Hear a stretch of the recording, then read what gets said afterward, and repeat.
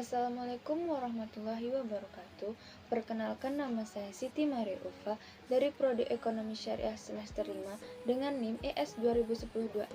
Baiklah, pada kesempatan kali ini saya akan membahas tentang permasalahan Islam yang saat ini sedang kontemporer, yang mungkin terjadi di masa sekarang namun di masa dulu tidak terjadi. Yang mana dalam kesempatan kali ini saya akan menjelaskan satu tema, yaitu tentang hukum Islam terhadap masalah euthanasia, yang mungkin masih banyak di antara kita yang belum mengetahui apa itu euthanasia. Bahkan mungkin malah ada yang tidak mengetahui apa itu euthanasia. Dan sebenarnya euthanasia ini sudah banyak terjadi di beberapa negara-negara maju seperti negara Belgia dan Belanda. Namun di Indonesia memang hal ini belum legal dan tidak dilaksanakan, dan bahkan tidak boleh dilaksanakan. Untuk menjelaskan lebih jauh, kita harus tahu definisinya, kemudian juga macam-macamnya, dan juga hukumnya. Pengertian euthanasia berasal dari bahasa Yunani, yaitu berasal dari kata eu dan thanantos. Eu yang berarti baik, sedangkan thanasia yang berasal dari kata thanantos yang berarti mati. Sehingga euthanasia didefinisikan sebagai pembunuhan dengan belas kasih, yang mana pembunuhan itu dilaksanakan dengan bahagia, dengan damai. Jadi seperti yang sudah dijelaskan tadi, di beberapa negara sudah banyak terjadi euthanasia, seperti negara Belanda dan Belgia. Karena di sana ini dianggap legal. Bahkan sekarang ada salah satu series yang berjudul Mary Cleese Papal yang menceritakan euthanasia. Sedangkan di Indonesia sendiri termasuk negara yang menganggap bahwa euthanasia ini adalah tindakan yang ilegal dan juga tidak dibenarkan, baik dari segi agama, dari segi ilmu kedokteran, bahkan dari segi kriminalitas atau hukum pidana. Jadi semuanya tidak mengakui akan adanya memperbolehkan euthanasia. Lalu yang selanjutnya yaitu kasus euthanasia di Indonesia. Salah satu kasus permohonan euthanasia yang terjadi pada tahun 2004, di mana euthanasia diajukan oleh seorang suami yang bernama Hasan Kusuma karena tidak tega menyaksikan istrinya yang bernama Ajian Ismi Mauli yang tergeletak koma selama 2 bulan. Ini dilaksanakan karena ketidakmampuan untuk menanggung biaya perawatan, kemudian juga beban psikolog sekeluarga yang harus merawat dan juga harus menanggung kapan sadar, sehingga menimbulkan permohonan dari pihak keluarga untuk melakukan euthanasia atau yang sering disebut dengan suntik mati. Namun permohonan ini ditolak oleh Pengadilan Negeri Jakarta Pusat, dan ternyata setelah menjalani perawatan intensif, kondisi pasien setelah beberapa bulan kemudian malah sembuh dan mengalami pemulihan dengan kesehatannya. Lalu yang selanjutnya yaitu macam-macam euthanasia. Ada 2 macam euthanasia, yaitu yang pertama yaitu ada euthanasia aktif dan euthanasia pasif. Yang pertama yaitu euthanasia aktif adalah tindakan dokter mempercepat kematian pasien dengan memberikan suntik ke dalam tubuh pasien tersebut. Contohnya yaitu, misal ada seorang menderita kanker ganas dengan rasa sakit yang luar biasa sehingga pasien sering kali pingsan. Dalam hal ini, dokter yakin yang bersangkutan akan meninggal, dengan kemudian dokter memberikannya obat dengan takaran tinggi atau overdosis yang sekiranya dapat menghilangkan rasa sakitnya tetapi menghentikan pernapasannya sekaligus. Lalu yang kedua yaitu euthanasia pasif. Euthanasia pasif adalah tindakan dokter menghentikan pengobatan pasien yang menderita sakit keras yang secara medis tidak mungkin lagi dapat disembuhkan. Jika pengobatan terhadapnya dihentikan, akan dapat mempercepat kematiannya. Contohnya, ada seorang yang terkena serangan penyakit paru-paru yang jika tidak diobati, maka dapat mematikan penderita. Dalam kasus demikian, jika pengobatannya dihentikan, akan dapat mempercepat kematiannya. Lalu yang selanjutnya yaitu euthanasia dalam ilmu kedokteran. Di dalam ranah ilmu kedokteran, kata etanasia digunakan dalam 3 arti. Yang pertama, berpindah ke alam baka dengan tenang dan aman tanpa penderitaan. Yang kedua, pada waktu hidup akan berakhir, diringankan penderitaan si sakit dengan memberikan obat penenang. Yang ketiga, mengakhiri penderitaan hidup seseorang dengan sengaja atas permintaan pasien dan permintaan dari pihak keluarga. Lalu yang selanjutnya yaitu esensi etanasia dan kedudukannya dalam hukum Islam. Esensi daripada dilakukan etanasia ini adalah untuk meringankan penderitaan si pasien yang telah mengalami penyakit menahun dan sudah tipis harapan untuk sembuh. Di samping itu, alasan-alasan yang dipertimbangkan sehingga terjadi etanasia adalah untuk dapat meringankan pula keluarga pasien yang ditinggalkan, apalagi kalau kehidupan mereka tergolong ekonomi rendah.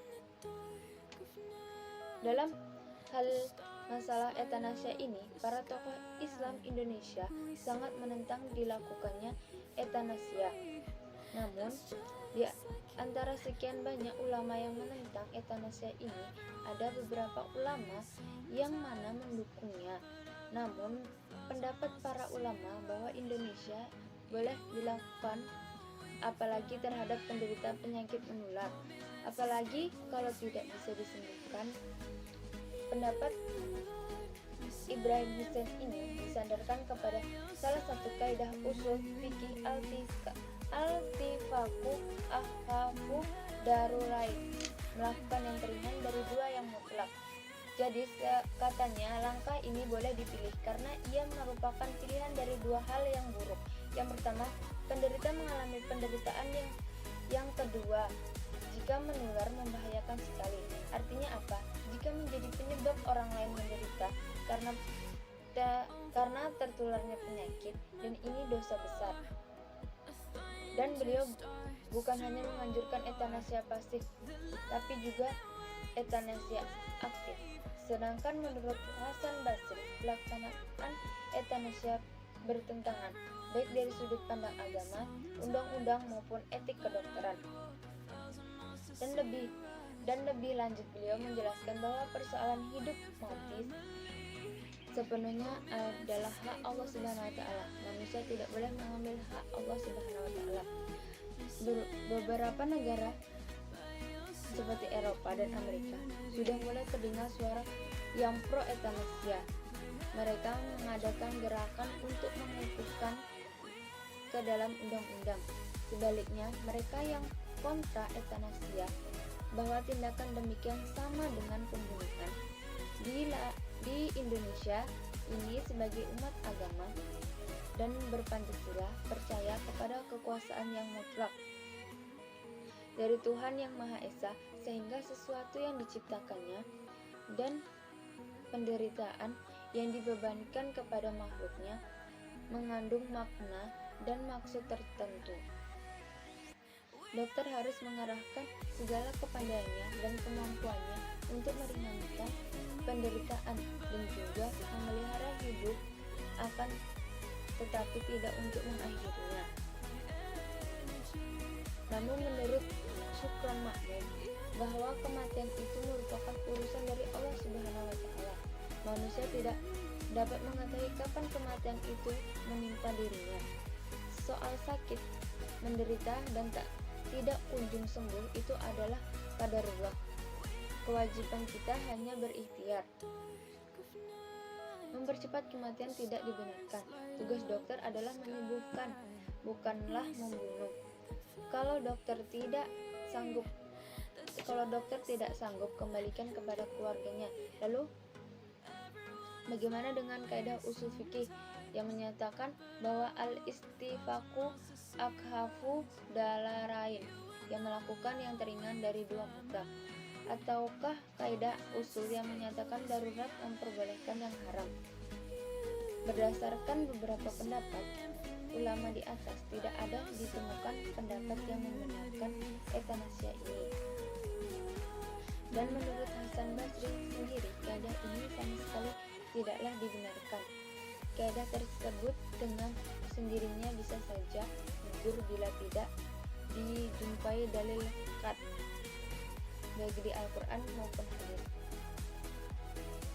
Lagi pula, dalam Islam, hak dan martabat manusia itu sangat dijunjung tinggi, meskipun penderita misalnya banyak mengandung mudarat atau tidak.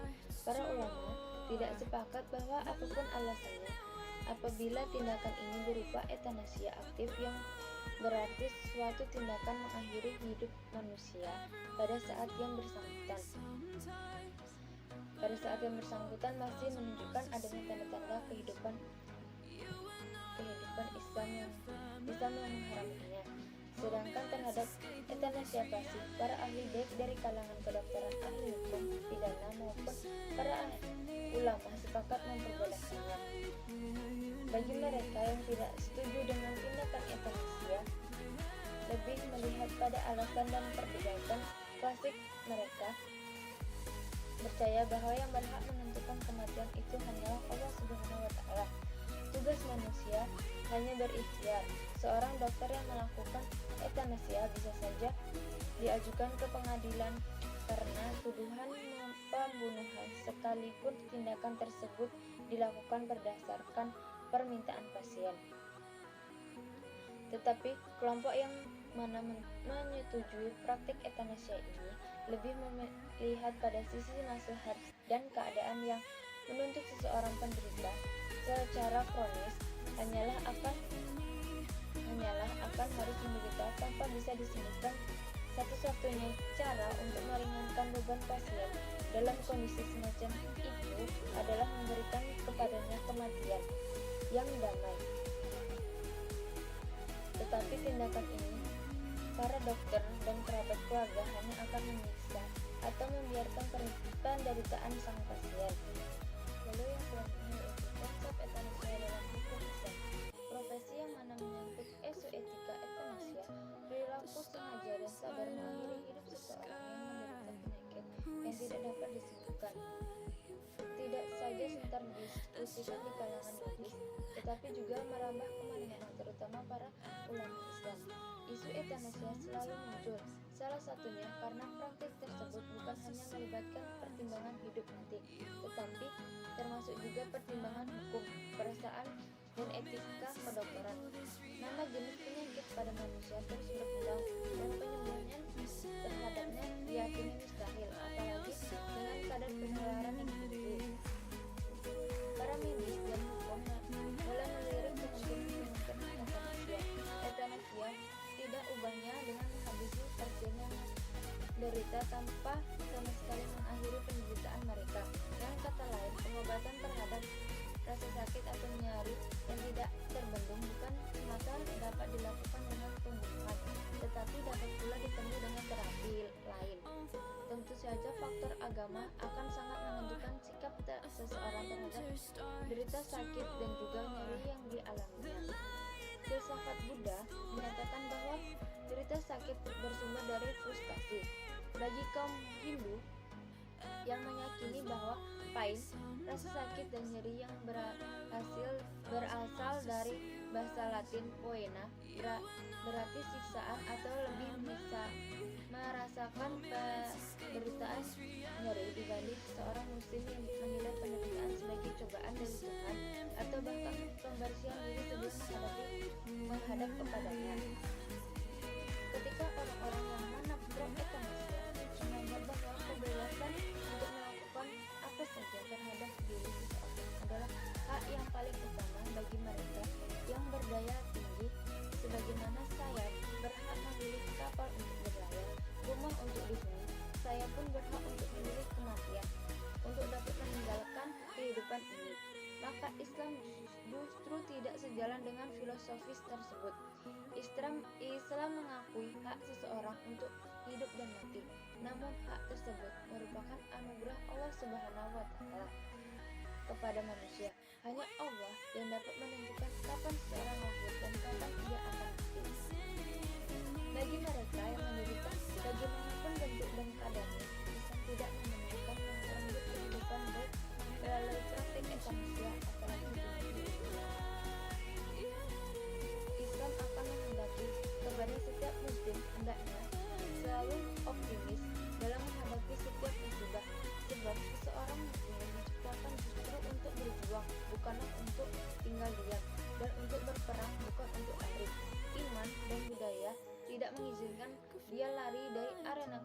kebaikan, sebab setiap mukmin mempunyai kekayaan yang tidak bisa habis, yaitu senjata iman dan keyakinan budi.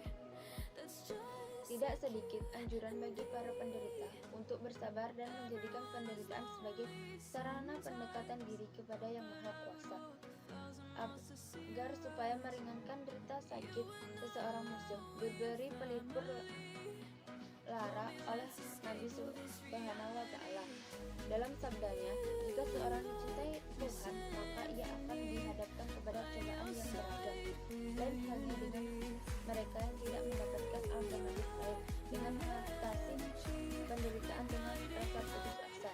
Islam memberikan jalan keluar dengan menjanjikan kasih sayang dan rahmat Tuhan, sebagaimana firman Allah Subhanahu wa Ta'ala dalam Quran surat Az-Zumar ayat 53, yang artinya, katakanlah, hai hamba-hambaku yang melampaui batas terhadap diri mereka sendiri, janganlah kamu berputus asa dari rahmat Allah. Sesungguhnya Allah mengampuni dosa-dosa semuanya. Sesungguhnya Dialah yang Maha Pengampun lagi Maha Penyayang. Disinilah pentingnya peranan hukum Islam dalam menerapkan hal-hal yang halal dan haramnya, suatu sikap yang diambil dalam hal etanasia. Ketika orang diombang-ambing oleh keadaan yang sangat mendesak karena dipengaruhi oleh tuntunan zaman dan kemajuan teknologi, di mana orang seenaknya saja bertindak yang asalkan menurut mereka hal ini merupakan keputusan rasional tanpa melihat apakah tindakan mereka ini benar atau tidak menurut hukum, agama maupun etika.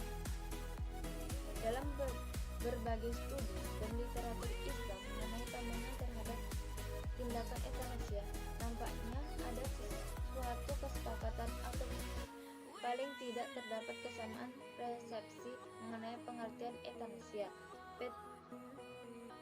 Etanasia adalah suatu upaya yang dilaksanakan untuk dapat membantu seseorang mempercepat kematiannya secara mudah akibat ketidakmampuan menanggung derita yang panjang dan tidak ada lagi harapan untuk hidup dan atau disembuhkan. Begitu pula dari para tokoh Islam Indonesia seperti Amir Syaifuddin bahwa etanasia adalah pembunuhan seseorang dengan tujuan menghilangkan penderitaan psikis. Etanasia yang sering terjadi pada umumnya dalam dunia kedokteran biasanya tindakan dokter dengan memberikan obat atau suntikan.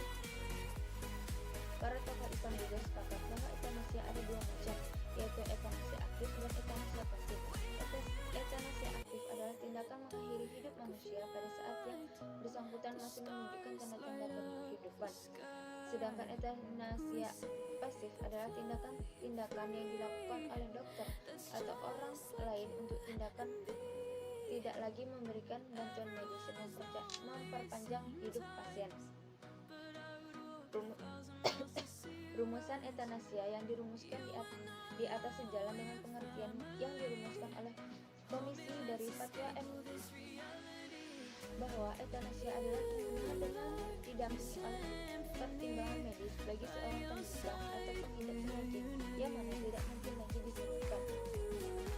Sebenarnya, dalam menelaah berbagai konsep etanasia yang telah dirumuskan oleh para ahli, baik dari kalangan ahli pakar Islam maupun di luar Islam, dasar-dasar perumusannya dapat ditemukan di dalam Al-Quran maupun hadis Nabi. Hal ini sejalan dengan fleksibilitas akan sumber ajaran Islam yang tersebut misalnya dalam Al-Quran pada Quran surat Al-An'am ayat 151 yang artinya, dan janganlah kamu membunuh jiwa yang diharamkan Allah membunuhnya melainkan dengan suatu sebab yang benar.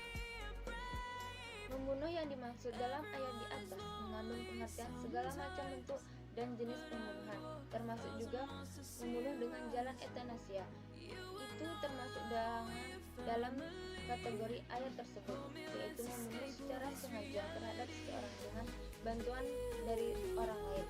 Dengan pengertian ini, ada subjek yaitu orang yang melakukan proses pembunuhan ini, dan ada objek yang yaitu pasien yang tengah mengalami penderitaan yang dinilai cukup tragis. Akan tetapi, pada surat Al-An'am ayat 151. Di atas ada pembunuhan yang tidak termasuk pengecualian pembunuhan yang tidak termasuk etanasia, seperti pembunuhan saat berperang melawan orang kafir. Inilah yang diisyaratkan membunuh dengan alasan yang dibenarkan, dengan pengertian yang lebih eksklusif, yang mana pengaruh kepada etanasia pasif sebenarnya dapat pula ditemukan dasarnya di dalam Al-Quran, karena akan dianggap tindakan bunuh diri di mana pasien meminta sendiri untuk mempercepat kematiannya dengan diberi obat yang bisa mempercepat kematiannya.